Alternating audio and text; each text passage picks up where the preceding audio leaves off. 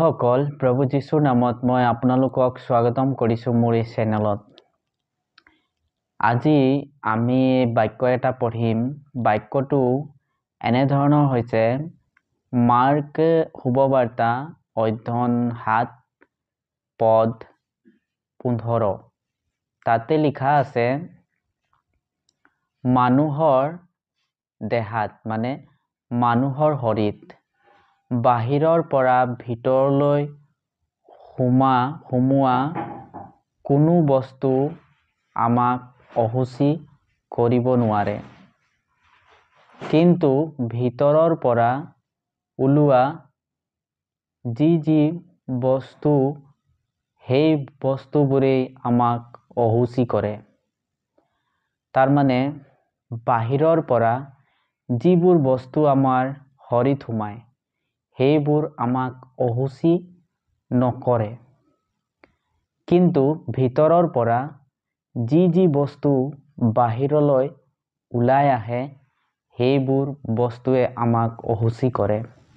তাৰ মানে ভিতৰৰ পৰা ওলাই অহা হ'ল মনৰ পৰা। তাৰমানে মনৰ পৰা যিবোৰ বস্তু ওলাই আহে সেইবোৰেই আমাক অশুচি কৰে। তো মনৰ পৰা ওলাই অহা বস্তু কেইটা কি তাকে আমি জানিবলৈ চেষ্টা কৰিম।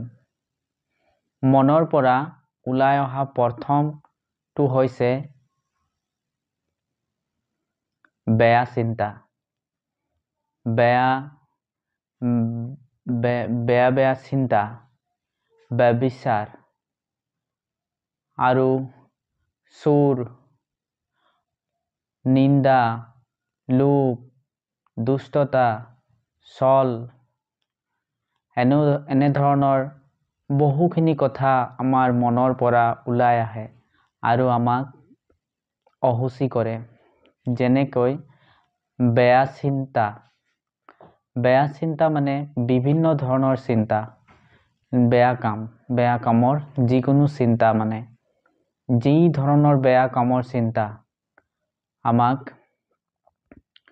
বেয়া পথত লৈ যায় আৰু সেই কামবোৰ কৰায় আৰু আমি অশুচি হওঁ।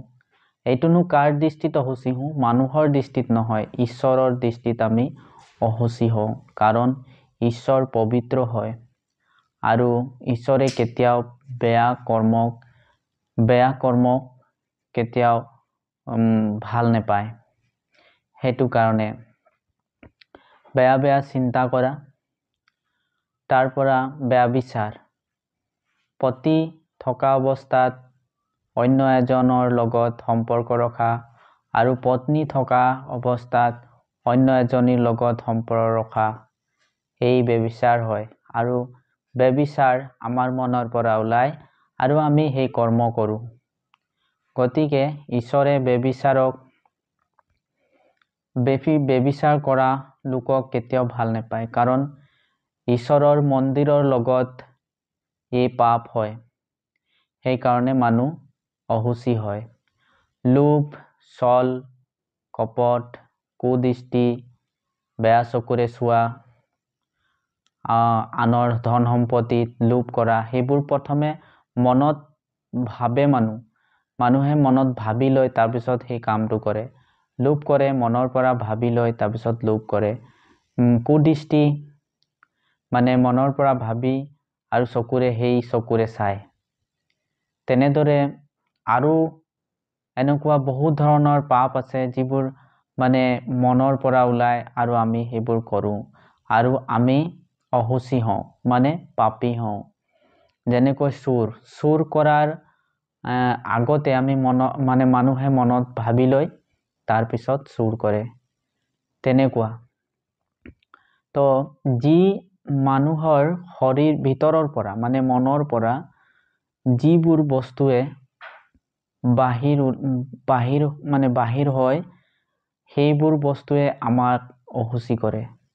আমি মুখৰ পৰা যি খাওঁ, যি বস্তু হওক, মাংস হওক নাইবা আৰু কিবা বস্তু হওক, আমাক অশুচি নকৰে, কিন্তু মনৰ পৰা ওলোৱা যিবোৰ আমাৰ বিচাৰ আছে সেই বিচাৰবোৰেই আমাক অহুচি কৰে। আৰু মই এটা কথা উকাই দিব বিচাৰিছোঁ যে সেই বুলি খোৱা বস্তু আমাক অহুচি নকৰে, সেই বুলি যদি আমি মদ খাওঁ, তেতিয়া কিন্তু এইটো এটা অপৰাধজনক। কাৰণ ঈশ্বৰে মদ খাবলৈ মনা কৰিছে, মাদক দ্ৰব্য সেৱন কৰিবলৈ মনা কৰিছে। আপোনালোকে বাক্য পঢ়িব পাৰে, গালাতীয় কি পত্ৰী 5 অধ্যায়ত লিখা আছে, পহিলা কুৰন্থী 5 অধ্যায়তে লিখা আছে, এনেকুৱা 6 অধ্যায়তো লিখা আছে। এনেকুৱা পঢ়িলে আপোনালোকে বুজিব পাব।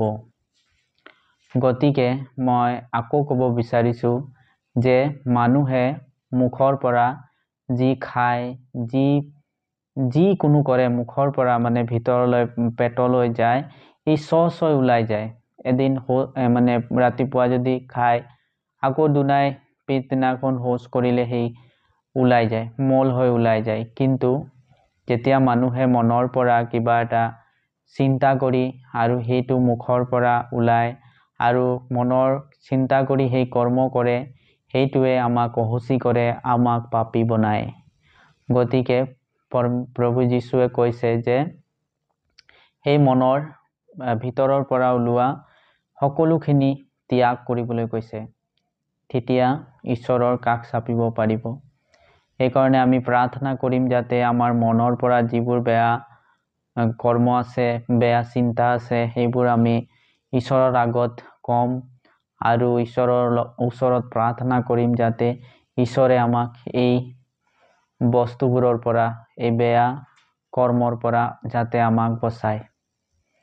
আশা কৰিছোঁ আপোনালোকে বুজি পালে। আৰু আগন্তুক ভিডিঅ' মই আৰু বাক্যলৈ বনাম। গতিকে আপোনালোকক অনুৰোধ কৰিছোঁ যে মোৰ চেনেলটোক ছাবস্ক্ৰাইব কৰি আপোনালোকে মোক ছাপোৰ্ট কৰক। ধন্যবাদ। জয় মসিহ।